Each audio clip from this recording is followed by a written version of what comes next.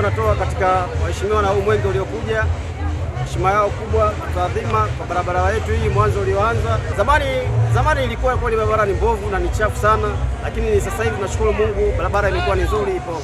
Mwanzo kwa kweli ilikuwa hali mbaya sana, kutoka Mkababii kuja barabara kubwa ni shida. Hata zile gari kutoka barabara kubwa kuingia stendi nao walikuwa shida zinakuwa. Tunashukuru alhamdulillah kwa lami iliyopo. Napenda kushukuru serikali yetu ya Tanzania kwa mradi huu wa barabara kiwango cha lami. Kwa jina naitwa Flora Katoto, niko hapa Mkamba. Na tabasamu unapoongea sio napenda kuwashukuru kwa kiwango hiki walichotengenezea lami kutoka hapa mpaka pale Kaleli, na pia tunaomba watu wazidi kutuboreshea kutoka kiwango kilichoacha pale mpaka kwenye hospitali yetu kubwa ya K1, kwa sababu wamama tunapata tabu kwenda kwenye hospitali, tunasumbuka wajawazito, sababu kishapewa transfer uende Nyandeo, nani utoke Nyandeo uende K1, bado kunakuwa usafiri ni mrahisi, lakini barabara kuendelea mbele ni ngumu. Ndugu kiongozi wa mbio za mwenge wa taifa mwaka 2025, barabara hii ya Mkamba KCCA strip ina jumla ya urefu wa kilomita 2.1 na tumelenga kuifanyia matengenezo kwa awamu kulingana na upatikanaji wa rasilimali fedha. Awamu hii ya kwanza tumejenga jumla ya mita 410 ambazo mita 210 ni za lami na mita 200 ni za zege kupitia fedha za mfuko wa barabara la jimbo. Lengo kuu la mradi huu ni kuboresha miundombinu ya barabara ili iweze kupitika majira yote ya mwaka. Hadi kukamilika kwa mradi huu, mradi umegharimu kiasi cha shilingi bilioni 496.61 na umekamilika kwa 100% kwa kazi zote zilizopangwa kufanyika na unatumika.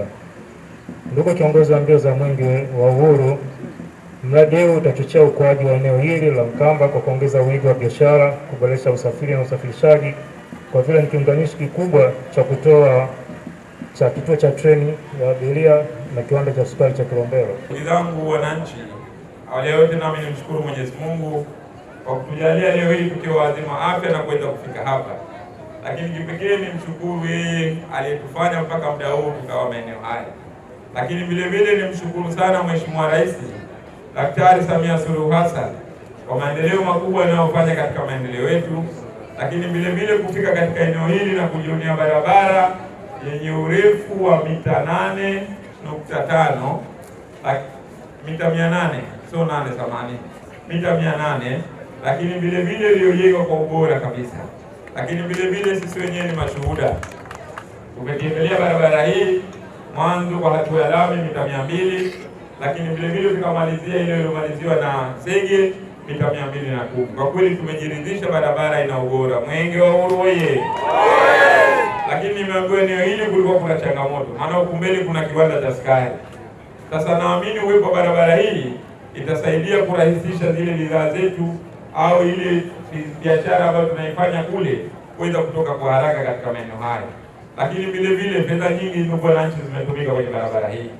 Kuna baadhi ya wananchi wamekuwa wakipinga sana maendeleo yanayofanywa na serikali hii ya awamu ya 6. Niwaombe sana ndugu wananchi kuhakikisha mnailinda na kuitunza barabara hii ambayo imejengwa katika maeneo yetu. Hii ndio malengo na mapenzi ya mwenge huu wa uhuru. Na ndio maana tukisema unaweka matumaini mahali ambapo hakuna matumaini, unaleta upendo mahali palipo na chuki na heshima palipojaa na dharau. Mheshimiwa diwani amezungumza, Mheshimiwa mbunge amesema, Mheshimiwa Rais alishafika katika eneo hili na ameshatoa maelekezo mahususi juu ya barabara hii, lakini vile vile ameshatoa maelezo mazuri juu ya ujenzi wa barabara hii pamoja na kiwanda cha sukari. Umesema hapa leo hii kuna kiwanda cha sukari kipya huko ndani. Kwa kweli hayo ndio maendeleo, lakini pia anaendelea kulinda falsafa ya baba wa taifa Mwalimu Julius Kambarage Nyerere. Mwenge wa Uhuru oye! Mwenge wa Uhuru safi! Dr. Samia oye!